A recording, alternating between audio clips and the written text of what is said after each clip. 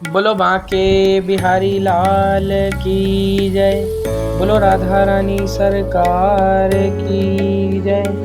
तो कार्तिक मास के शुक्ला पक्ष की प्रबोधनी एकादशी का महात्म्य में युधिष्ठिर ने पूछा, श्री कृष्ण, मैंने आपके मुख से रमा का यथार्थ महात्म्य सुना। मानद, अब कार्तिक शुक्ला पक्ष में जो एकादशी होती है उसकी महिमा बताइए। भगवान श्री कृष्ण बोले, राजन, कार्तिक के शुक्ल पक्ष में जो एकादशी होती है उसका जैसा वर्णन लोक सृष्टा ब्रह्मा जी ने नारद जी से किया था वही मैं तुम्हें बतलाता हूँ।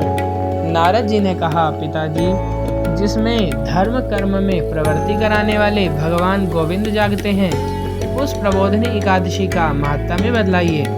ब्रह्मा जी बोले, मुनिश्रेष्ठ, प्रबोधनी का महात्म्य पाप का नाश, पुण्य की वृद्धि तथा उत्तम बुद्धि वाले पुरुषों को भी मोक्ष प्रदान करने वाला है। समुद्र से लेकर सरोवर तक जितने भी तीर्थ हैं वे सभी अपने महात्म्य की तभी तक गर्जना करते हैं जब तक कि कार्तिक मास में भगवान विष्णु की प्रबोधनी तिथि नहीं आ जाती।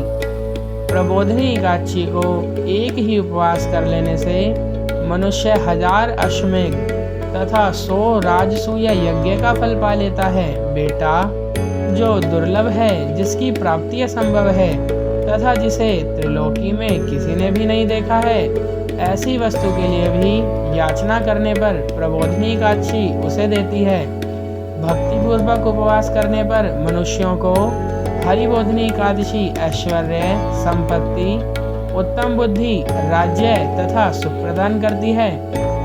मेरु पर्वत के समान जो बड़े बड़े पाप हैं उन सबको यह पाप नाशनी प्रबोधनी एक ही उपवास से भस्म कर देती है। पहले के हजारों जन्मों में जो पाप किए गए हैं उन्हें प्रबोधनी की रात्रि का जागरण रुई की ढेरी के समान भस्म कर डालता है। जो लोग प्रबोधनी एकादशी का मन से ध्यान करते तथा जो इसके व्रत का अनुष्ठान करते हैं उनके पितर नरक के दुखों से छुटकारा पाकर भगवान विष्णु के परम धाम को चले जाते हैं। ब्राह्मण अश्वमेध आदि यज्ञों में से भी जिस फल की प्राप्ति कठिन है वह प्रबोधनी एकादशी को जागरण करने से अनायास ही मिल जाता है। संपूर्ण तीर्थों में नहाकर स्वर्ण और पृथ्वी दान करने से जो फल मिलता है वह श्री हरि के निमित्त जागरण करने मात्र से मनुष्य प्राप्त कर लेता है। जैसे मनुष्यों के लिए मृत्यु अनिवार्य है उसी प्रकार धन संपत्ति मात्र भी क्षणभंगुर है। ऐसा समझकर एकादशी का व्रत करना चाहिए।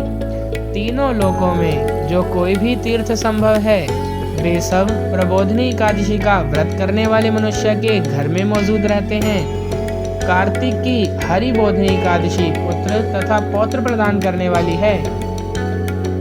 जो प्रबोधनी को उपासना करता है वही ज्ञानी है, वही योगी है, वही तपस्वी और जितेंद्रिय है तथा उसी को भोग और मोक्ष की प्राप्ति होती है।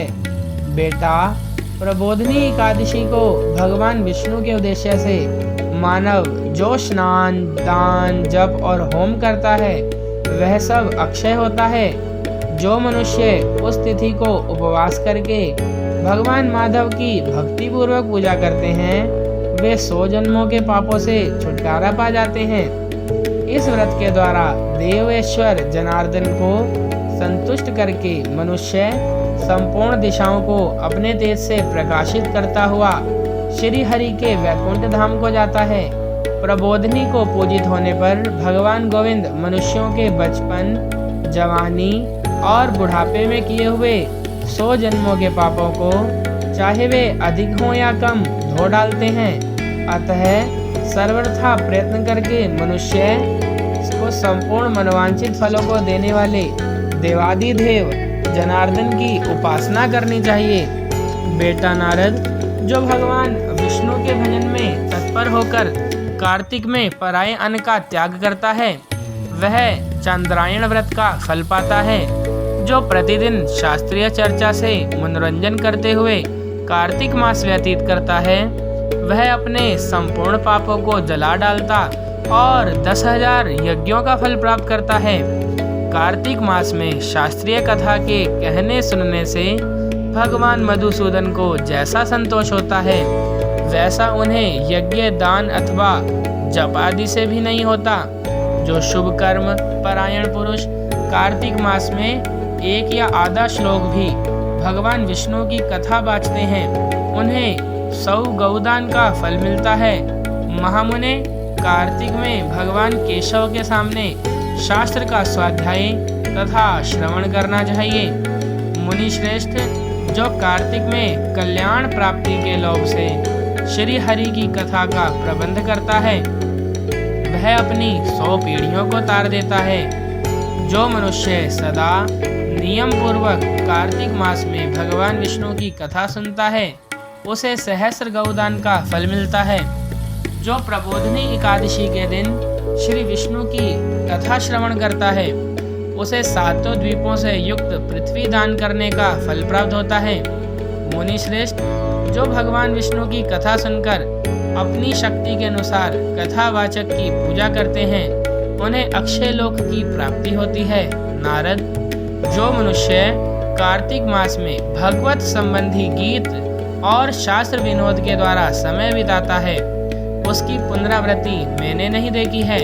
मुने, जो पुण्यात्मा पुरुष भगवान के समक्ष गान, नृत्य, वाद्य और श्री विष्णु की कथा करता है, वह तीनों लोकों के ऊपर विराजमान होता है। मुनि श्रेष्ठ, कार्तिक की प्रबोधनी एकादशी के दिन बहुत से फल, फूल, कपूर, अर्गजा और कुमकुम के द्वारा श्री हरि की पूजा करनी चाहिए।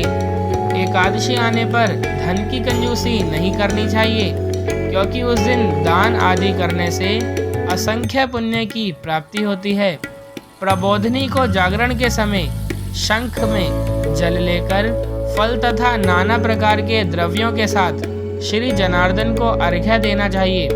संपूर्ण तीर्थों में स्नान करने और सब प्रकार के दान देने से जो फल मिलता है, वही प्रबोधनी एकादशी को अर्घ्य देने से करोड़ गुना होकर प्राप्त होता है।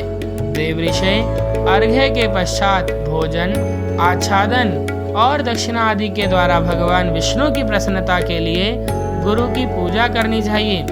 जो मनुष्य उस दिन श्रीमद् भागवत की कथा सुनता अथवा पुराण का पाठ करता है, उसे एक एक अक्षर पर कपिला दान का फल मिलता है।